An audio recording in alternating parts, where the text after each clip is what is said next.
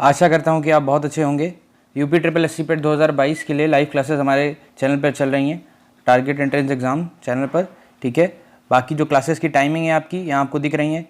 अभी सर, आदर्श सर और रीजनिंग की कब होगी, हिंदी की कब होगी, मैथ की कब होगी और बाकी मॉडल्स पेपर जो हो रहे हैं उन्हें भी आप देखते रहिए। टीजीटी पीजीटी की क्लासेस भी आपकी सामान्य विज्ञान की चल रही हैं। हमारे चैनल को सब्सक्राइब करिए, जुड़े रहिए, तो हम लोग अच्छा कंटेंट ला रहे हैं उसे आप ज़रूर देखते रहें, ठीक है। और वीडियो को शेयर भी करना है आपको आज। और ये आप देख सकते हैं कि अगर आपको मॉडल पेपर चाहिए, 15 मॉडल पेपर संपूर्ण व्याख्या सहित हल PDF, तो वो आपको यहाँ मिल सकते हैं। स्पेशल ऑफ़र है, आप इस व्हाट्सएप नंबर पे मैसेज कर दीजिए। और ये ऑफ़र केवल शुरुआती 100 बच्चों के लिए है जो आएंगे। मैसेज हम लोग को बहुत जल्दी आ रहे हैं, इसलिए कोशिश करिए कि सर को मैसेज करिए तुरंत, तभी मिलेगा। चलिए, अब आज हम लोग 30 क्वेश्चन करेंगे जो टॉप एकदम अच्छे होंगे, जो चांसेस हैं जिनके आने के एग्ज़ाम में, ठीक। तो कलर थोड़ा सा चेंज कर लेते हैं, करते हैं थोड़ा रेड, ठीक। अब बताइए ये आज कि निम्नलिखित में मौखिक अभिव्यक्ति का रूप है शुद्ध, सुलेख, श्रुत लेख, आशु भाषण। बताइए, सोच समझ कर बताइए। पहला प्रश्न है आपके लिए, बताएं कि निम्नलिखित में मौखिक अभिव्यक्ति का रूप है शुद्ध, सुलेख, श्रुत लेख, आशु भाषण। बताइए कौन सा मौखिक अभिव्यक्ति का रूप है। मौखिक अभिव्यक्ति का तो शुद्ध नहीं, सुलेख नहीं, श्रुतलेख नहीं, क्या है, आशु भाषण, क्या है आपका अभिव्यक्ति का रूप है, ठीक। चलिए अब आते हैं दूसरे प्रश्न पर। दूसरा प्रश्न क्या कहता है, हिंदी भाषा में कितनी बोलियां हैं। हिंदी भाषा में कितनी बोलियां हैं, सोच समझ कर बताइए। हिंदी भाषा में कितनी बोलियां हैं, 15, 25, 18 या 22? जल्दी बताइए। हिंदी भाषा में कितनी बोलियां हैं? अलग अलग बोलियां हैं, आप जानते होंगे। ब्रिज होती है और आपकी कन्नौजी होती है, डिफरेंट है। अब आप अलग अलग टाइप की, मेवाती है, ये सब है। तो कितनी प्रकार हैं, 15, 25, 18 या 22? सोच समझ कर उत्तर दीजिए। उत्तर क्या है आपका 18, ठीक है। 18 जो है हिंदी भाषा में कितनी बोलियां होती हैं, 18। इन बोलियों में 5 उपभाषाओं में बांट दिया गया है। कौन कौन सी उपभाषाएं हैं? पश्चिमी हिंदी, ठीक है, इसको ध्यान से सुनिए और ध्यान से लिखिए अगर नहीं आता है तो। पश्चिमी हिंदी, ठीक, पूर्वी हिंदी, बिहारी, राजस्थानी और पहाड़ी। पहाड़ी के अंदर कौन कौन सी आती हैं? मंडयाली, गढ़वाली, कोमा उन्नी, ठीक है। राजस्थानी में कौन सी आती है? मेवाती, मारवाड़ी, हाड़ौती और मेवाड़ी, ठीक है। और बिहारी में क्या आती है? मैथिली, मगही, भोजपुरी। पूर्वी हिंदी में क्या आती है? अवधी, बघेली, छत्तीसगढ़ी। और आपका हिंदी में कौन कौन सी आती है? तो ब्रिज, खड़ी बोली, बांगरू, बुंदेली और कन्नौजी। तो हिंदी भाषा में कितनी बोलियां हैं आपकी? 18 बोलियां हैं, ये ध्यान में रखिएगा, ठीक। और इनको कितनी उपभाषाओं में बांटा गया है? 5। और आपको याद हो ना हो, लेकिन 5 आपकी उपभाषाएं हैं, ये जरूर ध्यान रखें। चलिए, भारतेंदु युग में निकलने वाली पत्रिका युग है, ठीक है। भारतेंदु युग में निकलने वाली पत्रिका युग है, कौन सी है? कवि वचन, सुधा, हिंदी प्रदीप, सरस्वती, माधुरी, कल्पना, ज्ञानोदय, नवनीत, कादम्बनी। बताइए क्या उत्तर होगा इसका? सोच समझ कर उत्तर दीजिए आराम से, ठीक है। क्या पूछा गया? भारतेंदु युग में निकलने वाली पत्रिका युग है, कौन सी है? तो पहला ही इसका उत्तर है कवि वचन, सुधा प्रदीप, ठीक है, का संपादन भारतेंदु हरिश्चंद्र ने किया था तथा हिंदी पत्रिका का संपादन सितंबर 1977 में बालकृष्ण भट्ट ने प्रयाग में किया था। तो ये ध्यान रखिएगा कि ये क्या होगा? भारतेंदु युग निकलने पत्रिका युग है कवि वचन, सुधा, हिंदी प्रदीप। चलिए, तद्भव पत्रिका के संपादन का नाम क्या है? अब ये देखिए, ये एक टॉपिक है आपके में, किसने क्या लिखा या क्या संपादन किया, तो इसलिए यह टॉपिक आपको करने हैं और ये टॉप क्वेश्चन हैं, ध्यान रखिएगा। तद्भव पत्रिका के संपादक का नाम है लीलाधर जगूड़ी, विश्वनाथ प्रसाद तिवारी, हरे प्रकाश उपाध्याय या अखिलेश। क्या क्या है ऑप्शन? फिर से एक बार देख लेते हैं। लीलाधर जगूड़ी, विश्वनाथ प्रसाद तिवारी, हरे प्रकाश उपाध्याय, अखिलेश, ठीक है। तो बताइए क्या होगा इसका उत्तर? तद्भव पत्रिका के संपादक का नाम है क्या? अखिलेश, ठीक है। चलिए, इसका डी ऑप्शन है। अब आते हैं अपने 5वें प्रश्न पर। 12 बरस लौ कूकर जी वै अरु 13 लौ जिए सियार। यह पंक्ति किसकी है? किसने क्या कहा, किसने क्या लिखा, ये है आज की टॉपिक। और इसी में एक प्रश्न आया है कि यह पंक्ति किसने कही? विद्यापति, चदन, चंद, बर, दाई, नरपति लाला या जगनिक? बताइए। याद करना आपको पड़ेगा, ये थोड़ा कठिन हो सकता है क्योंकि यहाँ आपके लिए नया टॉपिक है। बाकी में क्या होता था, बाकी एग्जाम में क्या होता था, ये इतना डीप नहीं आता है, लेकिन यहाँ 1 से 2 प्रश्न इसके आपको मिलने वाले हैं। तो बताइए, इसलिए जितने क्वेश्चन कर सकें हमें करने हैं। 12 बरस लौ कूकर जीवे अरु तेरा लौ GACR, यह पंक्ति किसके द्वारा बोली गई है, लिखी गई है, पंक्ति है? बताइए। तो यह पंक्ति जगनिक की कृति है। ठीक है, जगनिक डी ऑप्शन की कृति है, परमाल रासो की है। ठीक है, यह आला खंड नाम से भी जाना जाता है। चलिए आगे बढ़ते हैं। 6वें प्रश्न का उत्तर बताइए। निम्नलिखित में से किस देश में हिंदी भाषा का प्रयोग लिखने एवं बोलने में किया जाता है? ऑस्ट्रेलिया, दक्षिण अमेरिका, पाकिस्तान, मॉरिशियस? बताइए, निम्नलिखित में किस देश में हिंदी भाषा का प्रयोग लिखने एवं बोलने में किया जाता है? बहुत ज़्यादा प्रयोग किया जाता है। तो अगर आपको इसका उत्तर बहुत ही अचंभित करेगा आपको, मुझे उम्मीद है। बताइए, तो इसका उत्तर क्या है? मॉरिशियस। ठीक है, मॉरिशियस में आपका हिंदी भाषा का प्रयोग लिखने एवं बोलने में मॉरिशियस देश का प्रयोग मॉरिशियस देश में किया जाता है। वहाँ बहुत भारतीय लोग रहते हैं। ठीक है, सूरसागर किस भाषा की रचना है? अवधी, बुंदेली, ब्रज, छत्तीसगढ़ी? बताइए, सूरसागर किस भाषा की रचना है? अवधी, बुंदेली, ब्रज, छत्तीसगढ़ी? क्या उत्तर होगा? तो सूरसागर की रचना किस भाषा में है? आपकी ब्रज भाषा में है। ठीक है, ब्रज भाषा में सूरदास द्वारा की गई है। सूरसागर ब्रज भाषा का सिरमौर ग्रंथ है। सूरदास वात्सल्य रस के सम्राट माने जाते हैं, ये भी ध्यान रखिएगा। सूरदास वात्सल्य रस के सम्राट हैं। इसको भी पूछा सकता है कि वात्सल्य रस के सम्राट का नाम क्या है, तो सूरदास है। और सूरसागर किस भाषा की रचना है? ब्रज। चलिए 8वें प्रश्न का उत्तर दीजिए। वीरों को कैसा हो वसंत कविता किसने लिखी है? वीरों का कैसा हो वसंत कविता किसने लिखी है? सुमित्रा कुमारी चौहान, सुभद्रा कुमारी चौहान, माखनलाल चतुर्वेदी, रामधर सिंह दिनकर? बताइए इसका उत्तर क्या होगा, सोच समझ करें। उपयुक्त कविता कौन सी? वीरों का कैसा हो वसंत, ये किसने लिखी है? बताइए। तो ये सुभद्रा कुमारी चौहान ने ही लिखी है, ध्यान रखिए। और इनके द्वारा कई फेमस आपकी कविताएं लिखी गई हैं। चलिए 9वें प्रश्न का उत्तर बताइए। निम्नलिखित में कौन सा व्याकरण से वर्तनी कहलाती है? साहित्यिक भाषा, प्रांजल भाषा, व्याकरणिक भाषा, मानक भाषा? निम्नलिखित में से कौन सी व्याकरण और वर्तनी से शुद्ध कहलाती है? बताइए, कौन सी भाषा आपकी वर्तनी में शुद्ध कहलाती है? निम्नलिखित में कौन सा व्याकरण और वर्तनी से शुद्ध कहलाती है? तो उत्तर क्या होगा? मानक। ठीक है, मानक भाषा व्याकरण और वर्तनी से शुद्ध कहलाती है। चलिए आगे बढ़ते हैं। 10वें प्रश्न का उत्तर दीजिए। निम्नलिखित में से कौन सा रासो आला खंड के नाम से प्रसिद्ध है? अभी हमने किया है ये ना, बताइए। अभी मैं आपको बता रहा था, अगर आपने ध्यान दिया हो तो आप उत्तर दे देंगे। निम्नलिखित में से कौन सा रासो आला खंड के नाम से प्रसिद्ध है? पृथ्वीराज रासो, खुमान रासो, परमाल रासो, बिसल देव रासो? क्या होगा उत्तर इसका? तो क्या होगा इसका उत्तर बताइए। तो यही सी, परमाल रासो। परमाल रासो आला खंड के नाम से प्रसिद्ध है। इस ग्रंथ में परमाल वंश के राजा परम द्रिदेव के सेना नायक आल्हा तथा उदल की वीरता का बड़ा ही प्रभावी तथा ओजस्वी वर्णन किया गया है। ध्यान रखिए। तो आपने सुना भी होगा आल्हा उदल। चलिए, सुना है तो कमेंट बॉक्स में ज़रूर बताइए। वीडियो को लाइक ज़रूर कर दीजिएगा और शेयर भी कर दीजिएगा। आनंद कादम्बनी पत्रिका का प्रकाशन कहाँ होता है, ये बताइए। बनारस, मिर्ज़ापुर, इलाहाबाद, लखनऊ? आनंद कादम्बनी पत्रिका का प्रकाशन कहाँ से होता है, बताइए।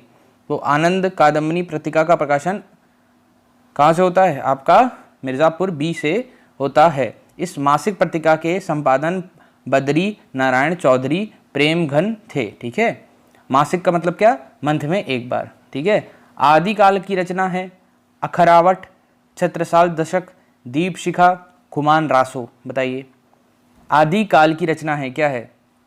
तो खुमान रासो। ठीक है, खुमान रासो इसका उत्तर होगा। आदिकाल की रचना है। इसके रचनाकार दलपति विजय थे। अखरावट किसकी है? भक्तिकाल, छत्रसाल दशक रीतिकाल तथा दीपशिखा आधुनिक काल की रचना है। चलिए आगे बढ़ते हैं। राष्ट्रवादी कवि रामधारी सिंह दिनकर को उर्देशी के लिए ज्ञानपीठ पुरस्कार किस वर्ष प्रदान किया गया, ये बताइए। किस वर्ष प्रदान किया गया, जल्दी बताइए इसका उत्तर।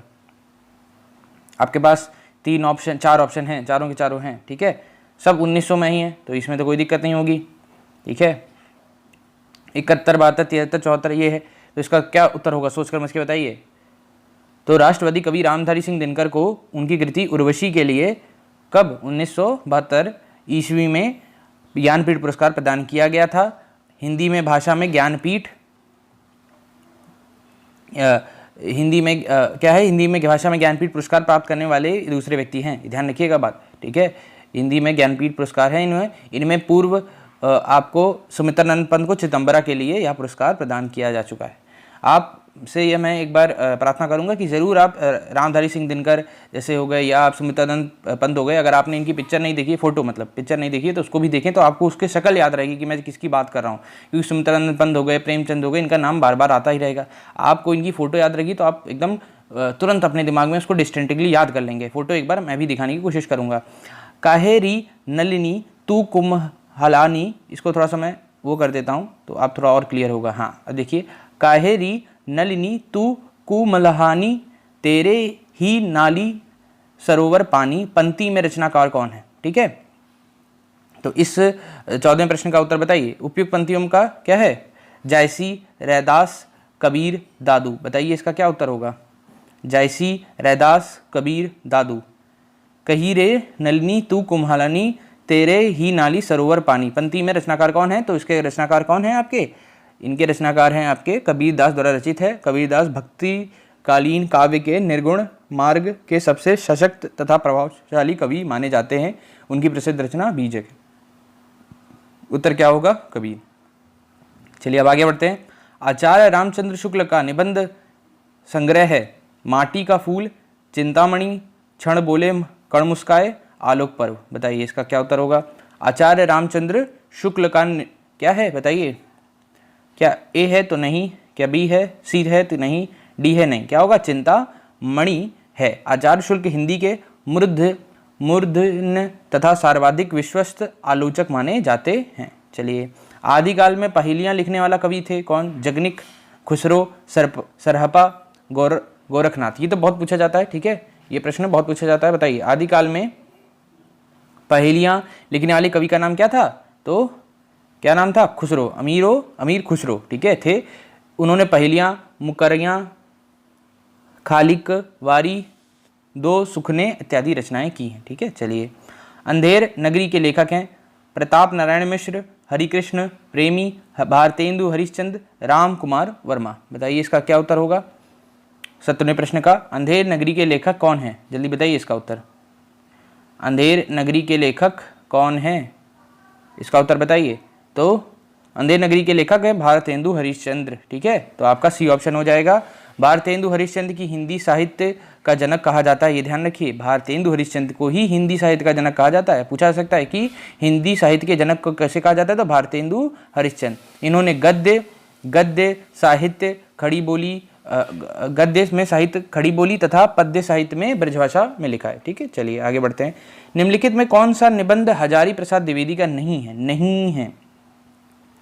तो अशोक के फूल, कूटज, विचार प्रवाह, वृत्त विकास। क्या पूछा जा रहा है, निम्नलिखित में कौन सा निबंध हजारी प्रसाद का नहीं है। नहीं, हजारी प्रसाद द्विवेदी का नहीं है। अशोक के फूल, कूटज, विचार प्रवाह, वृत्त और विकास।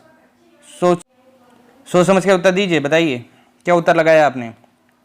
तो वृत्त और विकास क्या है आपका, जो है हजारी प्रसाद द्विवेदी की रचना नहीं है। शेष रचना हजारी प्रसाद द्विवेदी की हैं। ठीक, चलिए। परमाल लासो किसके द्वारा रचित है। अब ये देखिए, बार बार घूम घुमा के देखिए, फेमस है ना, जो आपका फेमस चीज़ है वो बार बार पूछा जाएगा। ठीक है, तो परमाल लासो किसके द्वारा रचित है। तो नल्ल सिंह, नरपति नाला, चंद बरदाई या जगनिक। तो अभी हमने पढ़ा है, अभी ही पढ़ा है, तो क्या है, किसके द्वारा है, जगनिक के द्वारा लिखी गई है, रचित है। ठीक है, चलिए। दुल्हन गावहूँ मंगलाचार, हमारे घर आए राजा राम भरतार। ये किसकी पंक्तियाँ हैं। तुलसीदास, कबीरदास, सूरदास, रैदास। बताइए तो उपयुक्त पंक्ति किसके द्वारा है। संत, कौन संत बताइए। तो इसका उत्तर क्या होगा, बी, कबीरदास के पद से ली गई है। कबीरदास संत काव्यधारा के कवि हैं, ये तो आपको मालूम है। चलिए 21वें प्रश्न का उत्तर दीजिए। हिंदी प्रदीप पत्रिका का संपादन किया है, किसने किया है। बद्रीनाथ चौधरी, प्रेमघन, बालकृष्ण भट्ट, प्रताप नारायण मिश्र, भारतेंदु हरिश्चंद्र। जल्दी उत्तर बताइए। तो हिंदी प्रदीप पत्रिका का संपादन किसने किया है, जल्दी बताएं। का संपादन किसने किया है? आपका किसने किया है बताइए। बद्रीनाथ चौधरी ने किया है तो नहीं, बालकृष्ण भट्ट ने किया है तो जी हाँ, ठीक है, बालकृष्ण भट्ट ने किया है। आपका 1870 में किया है। यह एक मासिक पत्रिका थी, ये भी ध्यान रखिएगा। मासिक मतलब बता दिया है, महीने में एक बार। रामचरितमानस की भाषा क्या है, ये इंपॉर्टेंट है, ठीक है। अवधी है, ब्रज है, खड़ी बोली है, भोजपुरी है। तो रामचरितमानस सबसे ज़्यादा पढ़ी जाती है हम लोग के द्वारा। तो क्या है इसकी भाषा, कौन सी भाषा है, ठीक है। तो ये तो आपको पता है कि ये किसके द्वारा रचित है, ये तो मालूम है ना, तुलसीदास द्वारा रचित है। अब इसके बारे में थोड़ा सा और डिटेल में बताऊंगा, पहले मुझे इसके बारे में बताइए कि यह कौन सी भाषा में लिखी बताई गई। तो कमेंट बॉक्स में अगर आप ब्रिज लिख रहे हैं तो गलत है, भोजपुरी लिख रहे हैं तब भी गलत है, खड़ी बोली तब भी। तो अवधी इसका उत्तर होगा। रामचरितमानस अवधी भाषा का सर्वाधिक लोकप्रिय महाकाव्य है, ये भी ध्यान रखिएगा। यह राम कथा पर आधारित है, जिसकी रचना काशी, चित्रकूट और अयोध्या में हुई। इसकी रचना आपका बोला जाता है 1631 में तुलसीदास ने की। इसे पूर्ण होने में लगभग 2 वर्ष 7 माह 26 दिन लगे। तुलसीदास जी की अन्य महत्वपूर्ण रचनाएं हैं विनय पत्रिका, कवितावली, गीतावली, रत्नावली, दोहावली, रामलला, नहुच्छव, रामज्ञा, प्रश्नावली आदि, ठीक है। तो तुलसीदास द्वारा रचित रामचरितमानस अवधी भाषा में लिखी गई है, ठीक है। आदिकाल के लिए वीरगाथा नाम किसने प्रस्तावित किया, बताइए। आदिकाल के लिए वीरगाथा काल नाम किसने प्रस्तावित किया?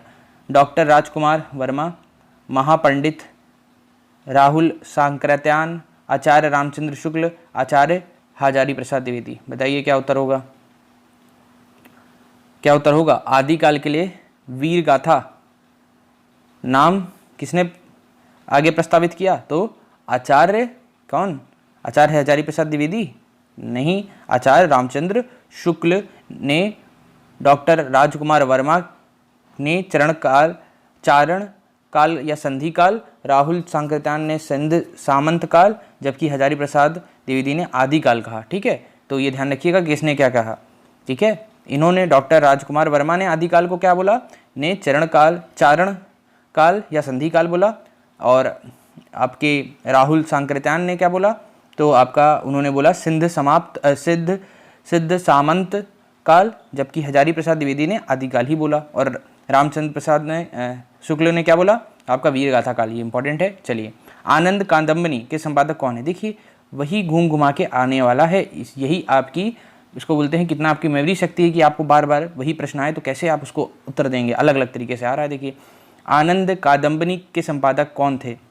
बाबू महादेव सेठ, चंद्रधर शर्मा गुलेरी, बद्रीनारायण चौधरी, प्रेमघन, अंबिका प्रसाद व्यास। क्या उत्तर होगा बताइए। तो क्या उत्तर होगा कि संपादक आनंद कादंबनी के संपादक कौन है? आपके सी ऑप्शन, बद्रीनाथ चौधरी, प्रेमघन थे। इस यह मासिक पत्रिका है आपकी 1980 में मिर्ज़ापुर में हुआ था। ये तो हमने बात की थी कि मिर्ज़ापुर में आनंद कादंबनी का संपादन होता है। अब आते हैं 25वें प्रश्न पर। मुझे उम्मीद है कि आपने अभी तक वीडियो को लाइक कर दिया होगा और शेयर कर दीजिएगा वीडियो को देखने के बाद जरूर, ठीक है। कमेंट बॉक्स में बताइए कैसी लगी क्लास। मृगावती किसकी रचना है?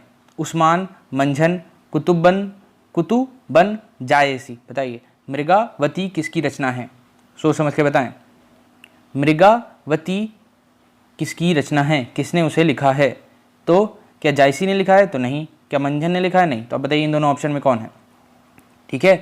तो मृगावती किसकी रचना है? कुतुबन की है, कुतुबन की रचना है। इसकी रचना 1909 या आप कह सकते हैं 1503 ईस्वी में हुई। मृगावती में नायक मृगा रूपी नायिका पर मोहित हो जाता है और उसकी खोज में निकल जाता है। तो मृगावती में नायक जो है मृगा रूपी नायिका पर मोहित हो जाता है और उसकी खोज में निकल जाता है। तो ये है मृगावती किसकी रचना है? कुतुबन की है।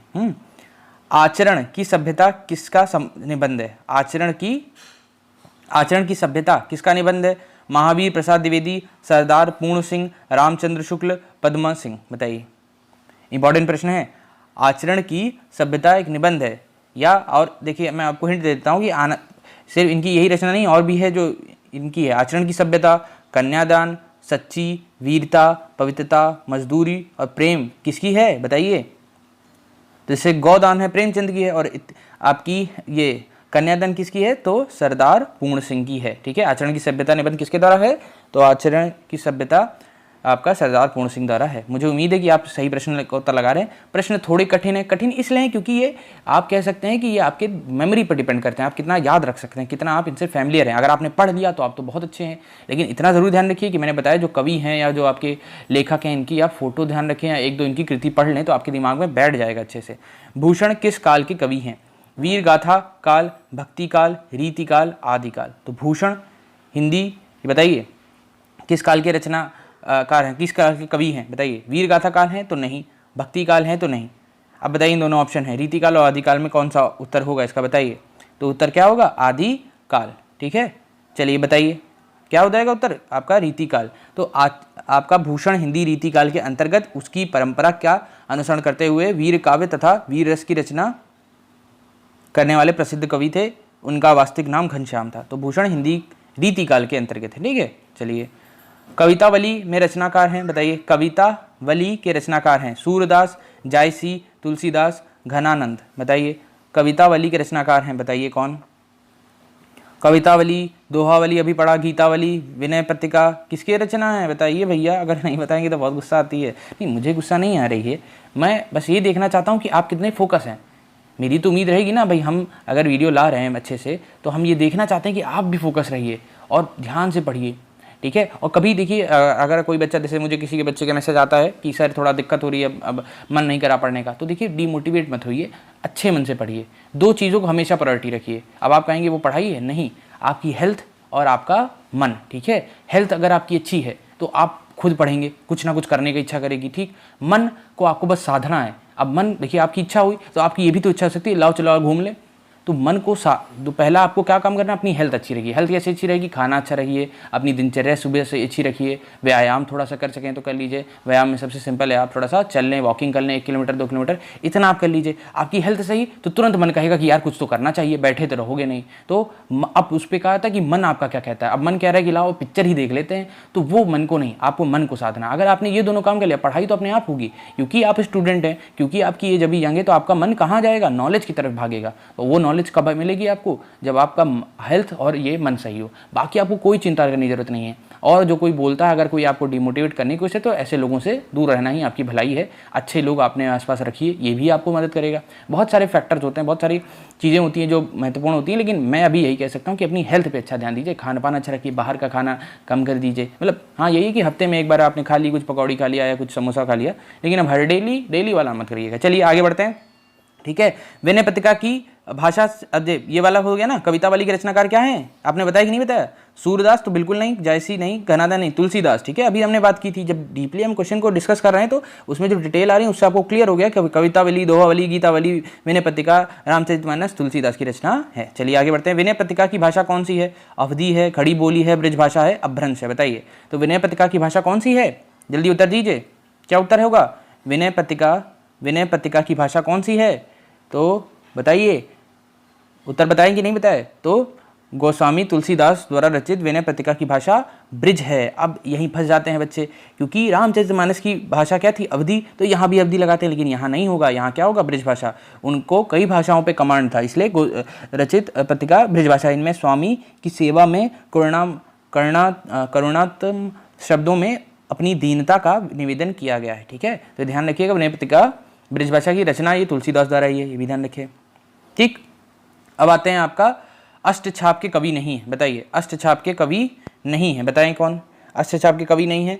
नाभादास, ठीक है, नाभादास, कृष्णदास, आपके परमानंद दास या आपके नंददास। तो बताइए अष्टछाप के कवि नहीं है। अष्टछाप के कवि कौन नहीं है बताइए, उत्तर सोच समझ कर बताएं क्या उत्तर होगा।